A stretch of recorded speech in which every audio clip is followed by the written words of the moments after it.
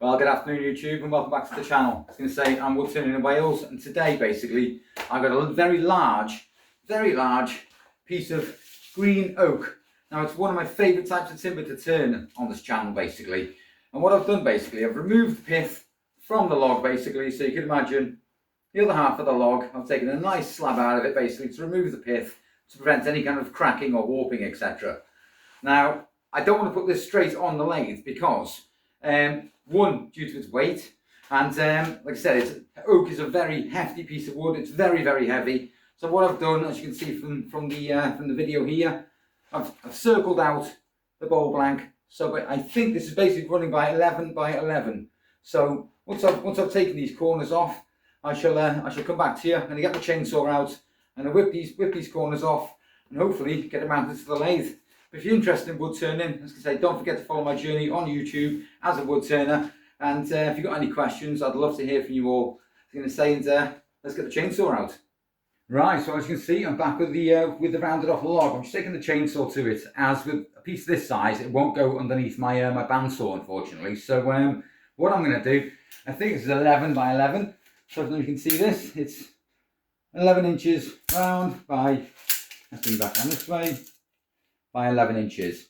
I could go up to 14 inches in diameter with the Coroner Herald, but again, with a piece of oak this size, you can say I don't want to risk putting anything too heavy, because we all know oak is incredibly heavy and it has quite some mass basically, so there's quite a lot of weight to that. So what I want to try and do, I'm going to put the faceplate on. I'm using the SC3 chuck from Record Power, and I'm going to get this mounted on via the faceplate because I think it's the most secure way of securing our wood. And I'm going to bring the tailstock up and basically mount it between the two centres as well. Like I said, it's quite a heavy lump basically. So yeah, let's get this mounted and hopefully we can do some wood turning.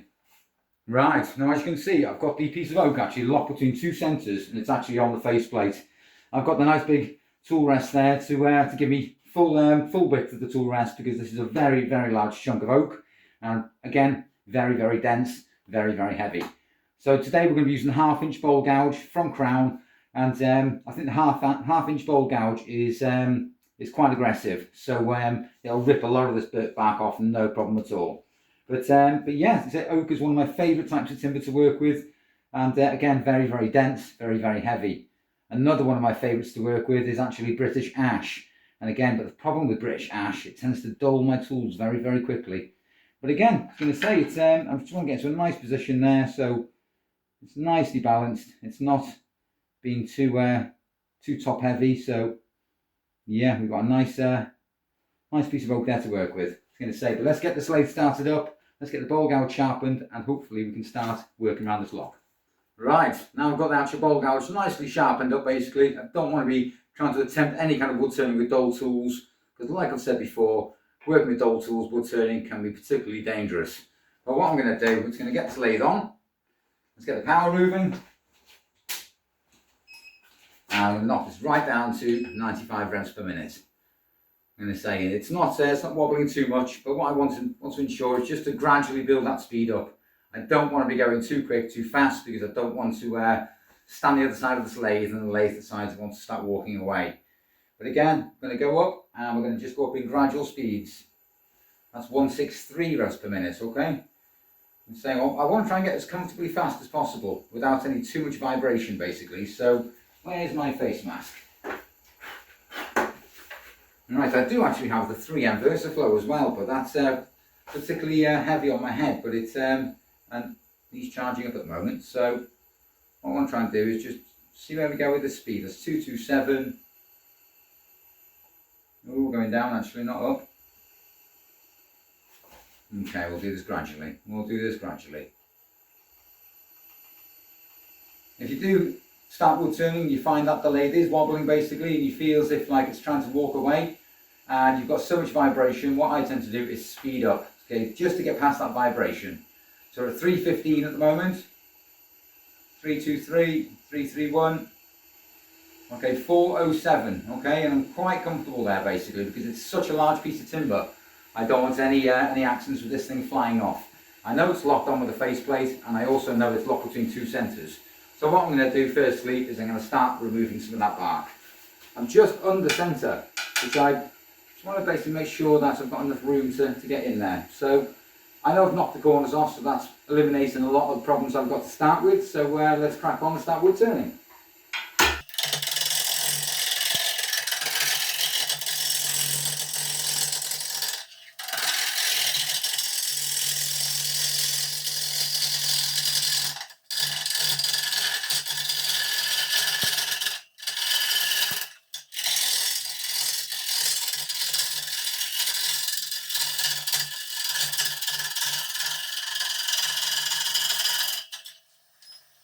Now I'm not actually too bothered at the moment with these ridges, okay, because we can clean these up a bit later on. And yeah, what I want to try and do is eliminate a lot of these flat sides. So I've got one this side and I should have one the other side. Yes we do, yes we do. So what I want to try and do is just get a little tad bit closer basically, because I don't want to be too far away from that timber. Like I said, we all know what happens when the tool rest is too far away from the timber. We can get locked in and we don't want to do that. We don't want to do that. But once I get it to a more manageable size, basically, it's I can start speeding up and start making a lot more cleaner cuts. At the moment, it's relatively clean. I've got a couple of ridges in there, but we can, like I said, tidy those up in the meantime.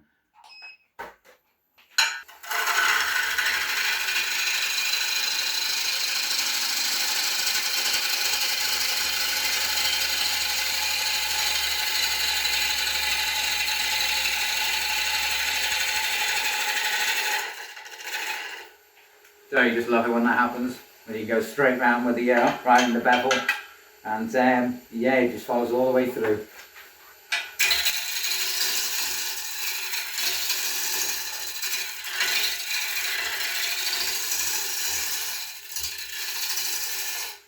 Creates that nice flowing curve. As you can see from the bottom here, I want to bring that sweeping round basically, like a natural bowl.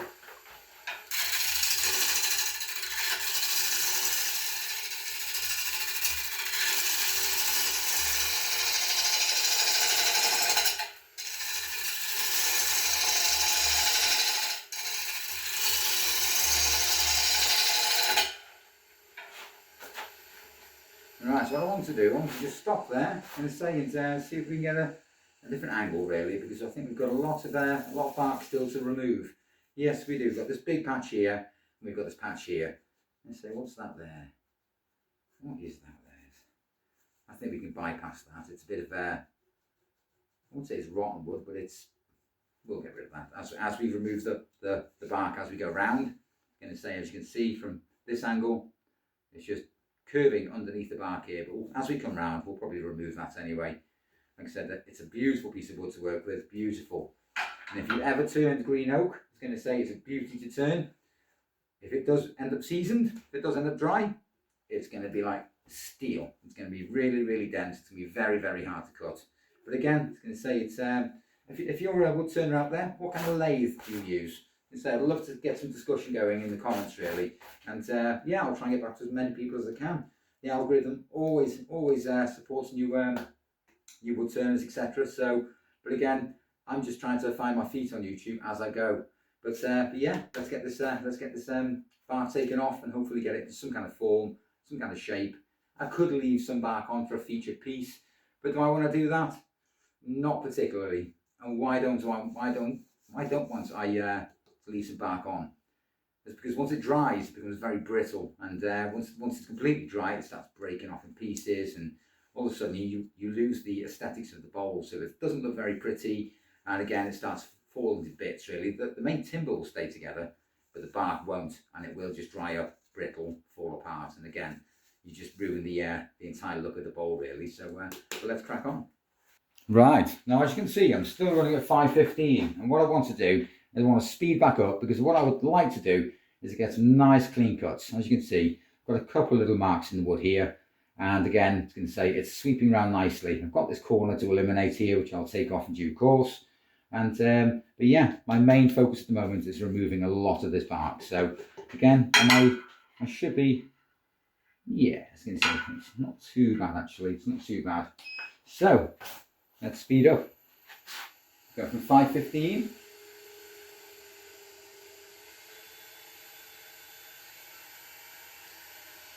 Okay, we're at 600 revs per minute now. 600 revs per minute.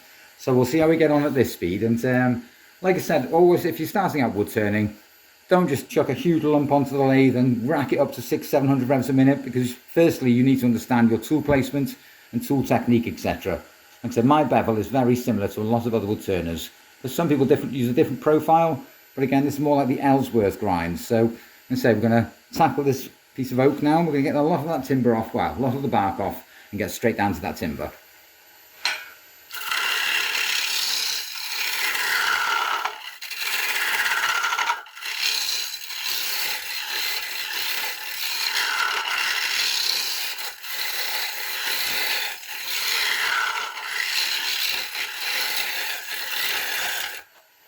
Now, as you can see, I'm working towards the end of that tool rest, which I don't want to do, so I'm going to flip it around and just come on at face value, really.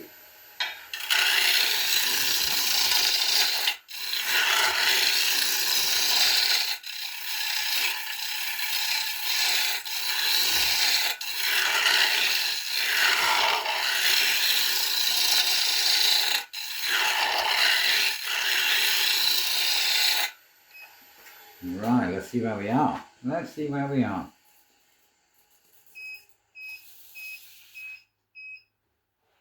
Right, so as you can see, we're removing some of this bark here, and still we need to work around this section here. So we'll just keep at it until we get straight down to the timber. I'm going to say it's, if you've got any questions, I'd love to hear from you all. I'm going to say YouTube's a very new platform to me, so yeah, I'd love to hear from you all and see what kind of stuff you turn. Do you turn epoxy? Do you turn hardwoods, softwoods? What kind of tools do you like to use? I'm going to say, let me know. Now what I'm going to do here, basically, I've just swapped over to the 3/8 bowl gouge, because as you can see, if I just stop the lathe here for a second, I'm going to just bring you down slowly. I'm going to say, I think we've removed the majority of the bark. We've got a little bit to go, but again, see some of these lines here? If you can see them in the camera there, it's not very obvious, but again, I just wanted to clean them up with a couple of push cuts, basically, just to bring this sweep round. But again, I might tackle these lines once I remove the bark. But we're nearly there. We're nearly there. We've got our form nearly there. So we're lovely and round. I was going to say it's, yeah, I think it's going to be a very pretty bowl. I was going to say we've got a bit of spalting in here. I was going to say, I don't know if that's very evident there on camera, but again, I love spalted wood. I think it's beautiful. We've got some of these little brown to mid-tones. So we've got some of the darker brown, the tan, and some of the lighter parts of the oak. I was going to say, and I don't think it's actually too green. It doesn't feel actually that damp. So, but we're going to crack on. I think shall we stay at 600 revs per minute, or should we speed up? I think we might speed up, basically. Let's just check the tailstock. Yeah, tailstock, just do it a tad tightening up. There we are, lock that in place. Let's get speeding up. Okay, we're at 6 now, so we'll speed up a little tad more. 707. Okay, that's running particularly quick. Okay, that's running very, very quickly. So I just want to be mindful of the cuts I'm making, and let's sweep around basically and clean this log up.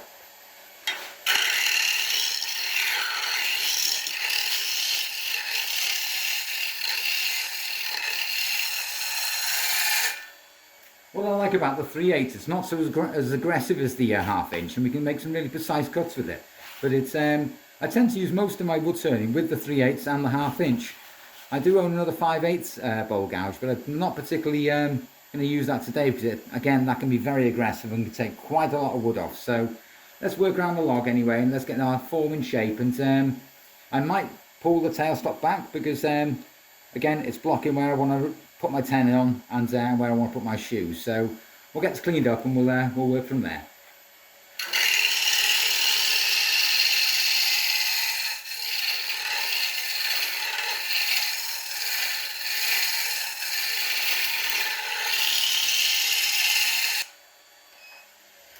Now, believe it or not, when I first ever started wood turning, a couple of years ago now, you can say a lot of people on social media kept telling me to give up.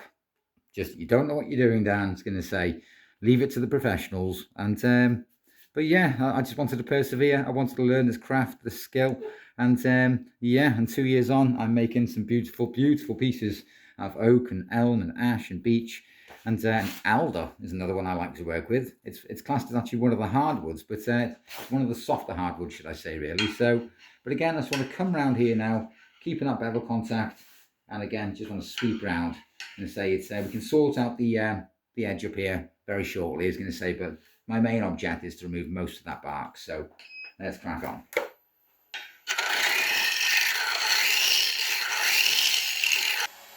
Now, if I stop the lathe just there a second, if I just stop the lathe there for 1 second, let's slow it down.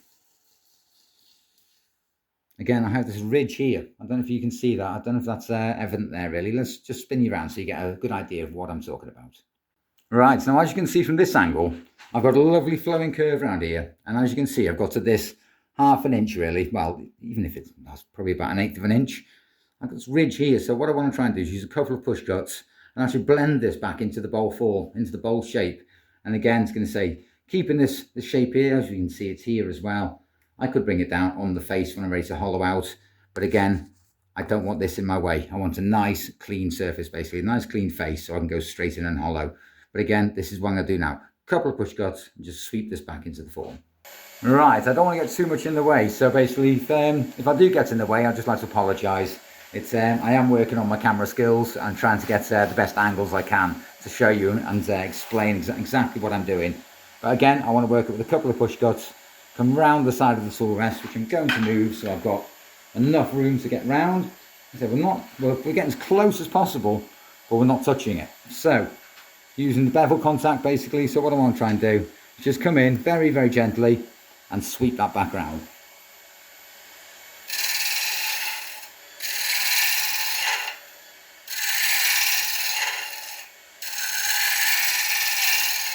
Yeah, I'm not being as aggressive as at all really, so I just want to make sure we get that nice flowing curve around the bowl.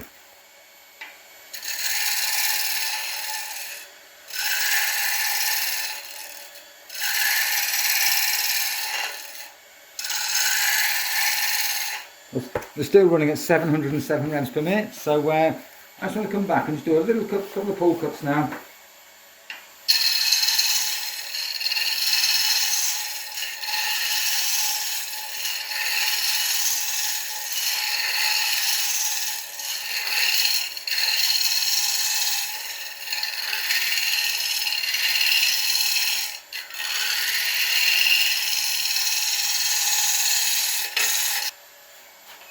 And there we are. We've got some nice form there, some nice shape. I think we've removed all that bark.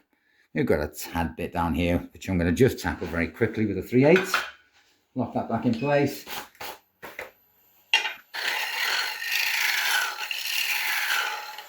Using a couple of push cuts there.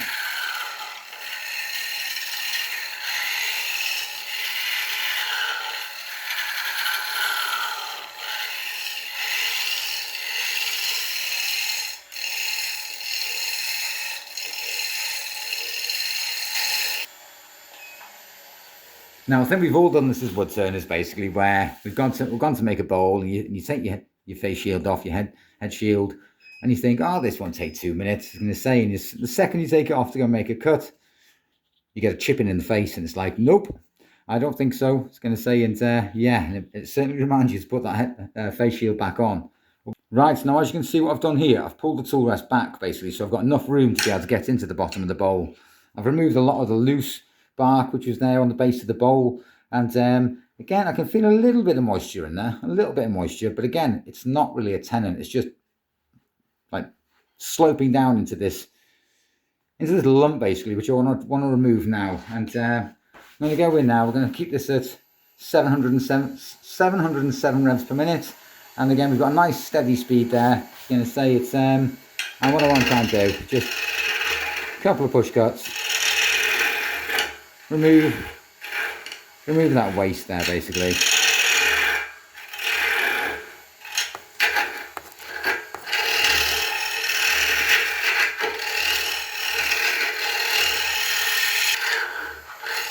And there we are, we've created basically the form of the bowl there. So again, it's not going to burn my fingers because there's no actual bark on there anymore. So if you try doing that with bark on the bowl, you're seriously going to hurt your fingers. As you can see, I've got these beautiful midtones here, these tan pieces of oak, and then it goes back to the lighter oak, the white type of oak. So again, we're going to put the tenon on. I'm going to swing this round. Now everyone's got their own way of making the tenon. I was going to say, it's well, I know the size of my jaws, so what I'm going to do is going to go in with this little side of the bevel here. I'm going to go in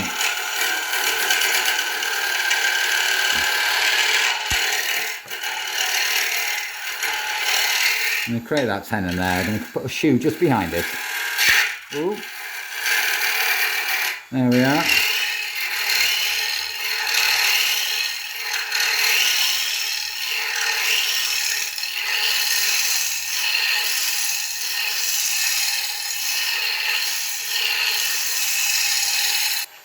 There we are, we're making a lovely shape there. So basically what I want to try and do now is just tidy that tenon up there with the shoe on it. And one way I like to do this is use a square nose piece of like the roughing tip, basically on a piece of carbide. And what we're going to do is, I think the tenon's a little bit large at the moment, so what I want to try and do is shallow it down. I think the depth of the tenon is lovely, it's going to say, so what I want to try and do is just make it a little tad smaller, flatten off the shoe or the foot of the bowl, and let's get it flipped round and hopefully we can start tidying up.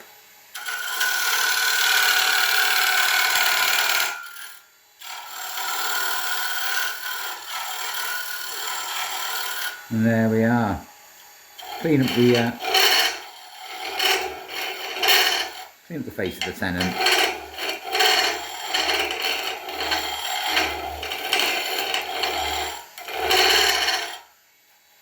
Make that sound just a tad. Again, I'm not too keen on using carbide. I much prefer to use traditional tools. Again, I'm just going to go back in with a 3/8 now and clean the face of that up.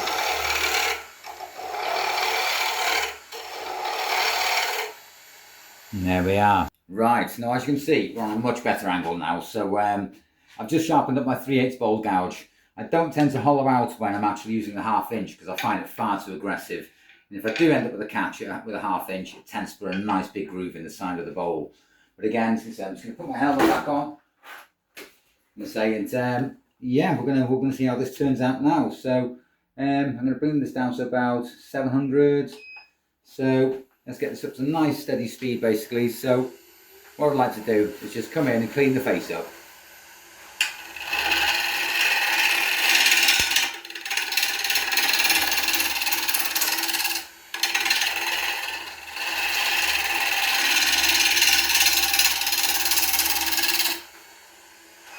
I think that's cleaned up. Let's have a quick look.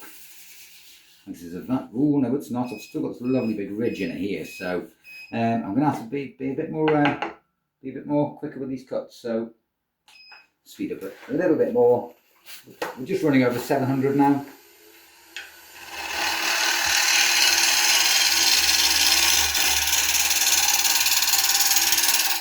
I can actually feel that bump as I run over it with the bowl gouge. So we'll keep going. We'll keep tackling this face now, and then we can start working on the inside.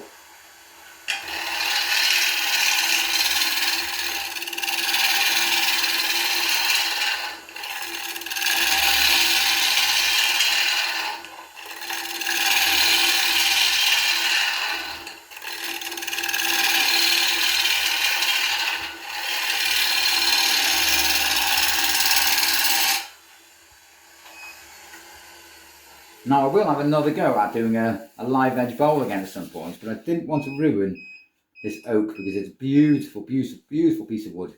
Okay, we're nearly there. We're talking literally millimeters. I think what I'd like to do is just bring the tool just down a tad, so I'm actually running on centre. Yep, there it is.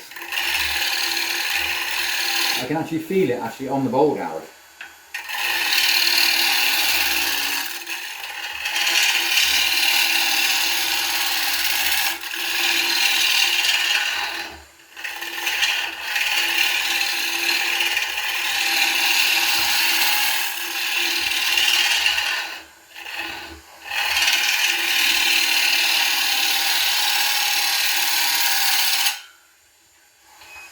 Right, apart from my workshop looking like a bit like a hamster cage, I'm going to say it's, I think we've removed it. We've removed enough of it. So again, I'll probably come past this when I start hollowing out. So again, I'm going to go straight in now, start hollowing out.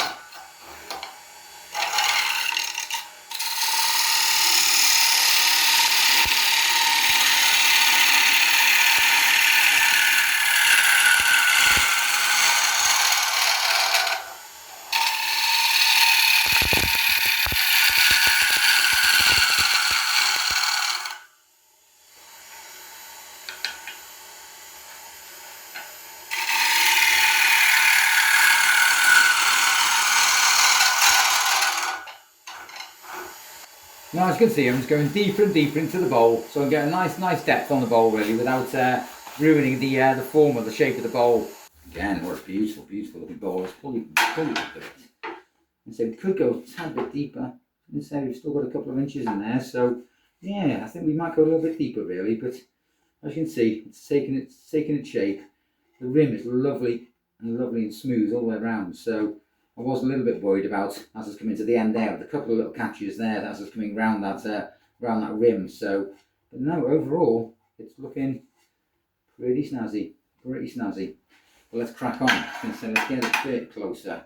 Let's get a bit closer. We don't want to be too close, but again, we're going to be close enough. So I might go in to the centre now, come in a bit deeper here, and then come back out, basically riding that bevel. I'm going to say it's the walls are quite chunky, which is I think it suits the bowl. I think oak is doesn't really need to look too delicate because it's a very sturdy, strong piece of material. So again, we're going to stay at 711 revs per minute.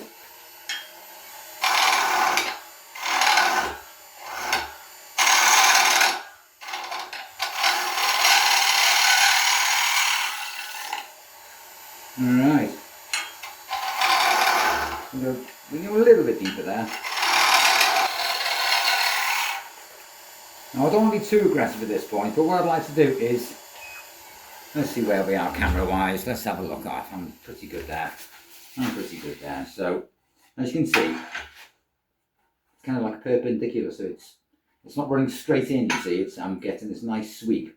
So I might tidy these walls up just a tad really, you can see, but the rim I'd like to leave alone at that kind of diameter. It's quite a nice chunky bowl, it looks a nice fruit bowl there. So, but yeah, as you can say, usually when I start sharpening my bowl gouge up, I tend to use the Robert Sorby Pro Edge, and you say I tend to sharpen on a 120 grit belt, and if I'd like to reprofile the bowl gouge, I'll drop it down to a 60 grit, and it gives me the advantage then of choosing the profile I want. But again, it's looking a very pretty bowl at this moment. I'm going to say it's, if you enjoyed the video, don't forget to drop me a like and subscribe and all that shebang. All helps the channel. I'm going to say it's the channel's very new, and I hope you enjoy the content.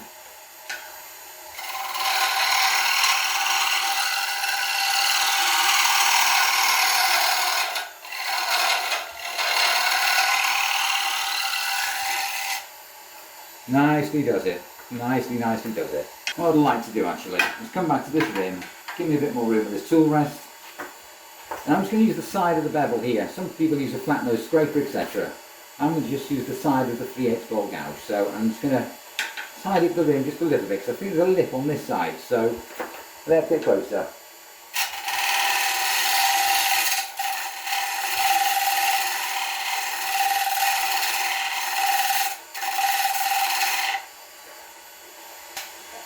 Right, after that catch, my rim is getting a little bit smaller now, but I don't really want to reduce it too much because I think it goes with the aesthetics of the bowl. So yes, that's removed it.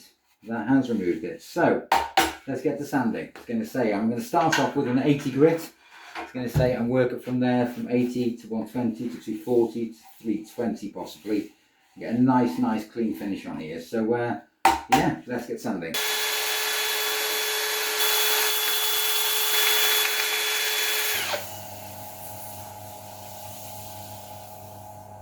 Wow, look at that. That is beautiful. That is a beautiful piece of oak, white oak. Alright, let's look for a nice finish to slap on. Now this stuff, walnut oil, smells good enough to eat, okay? It really does. It's got a really distinctive aroma about this finish. In the same, I just want to knock this down to the slowest speed. I don't want this splashing at me. So, but again, this walnut oil tends to go quite a long way. It kind of spreads really nicely. Again, wow. So it will take probably 2 or 3 coats really, just let one cure between the other coat. Oh, tad too much there. Except this stuff smells gorgeous, smells lovely. And if you're a wood turner, let me know what kind of finish you use. It's I know everybody's got their own individual taste really when putting finishes on. I've used things like finishing oil, I've used Danish oil, walnut oil, tongue oil, but I tend to like using a food safe finish. And somebody told me every oil is actually food safe. You just have to let it cure between coats. But I prefer to have a recognised finish really, which is known to be food safe. So let's whack this up in speed. We can get this polished off really as it's going. And that's up to 883 revs. A lovely shine. And there, go around that rim, around the outside of the bowl. So, wow, that's smooth. That is smooth. Now let's just shut that air cleaner up a second. It sounds like somebody's hoovering in the background. Alright, and there we are. We have a beautiful, beautiful, beautiful oak bowl. I'm going to say it's, like I said, I think it's 11 inches. It should be 11 inches. It could be a bit smaller now. Now we've, okay, 9 and, well, 9 3/4 inch. Which is, yeah, 9.5. Call it 9.5. Which I'm quite happy with that size bowl. Just lock the jaws from spinning. And there we are. I don't know if you can see that now, but let's say, let me see if I can get a better angle. Let's see if we can get a better, there we are. That's a very, very big almighty fruit bowl. Again, it's one of my favourite types of timber to turn. And there we are. Bit of spalting here, as you can see. I will remove the tenon very shortly, and I'll leave the shoe on and get that sanded off. And hopefully it'll sit nice and proud, nice and proud. But I hope you've enjoyed the video, folks, and hopefully I shall see you in the next one. But thanks for watching.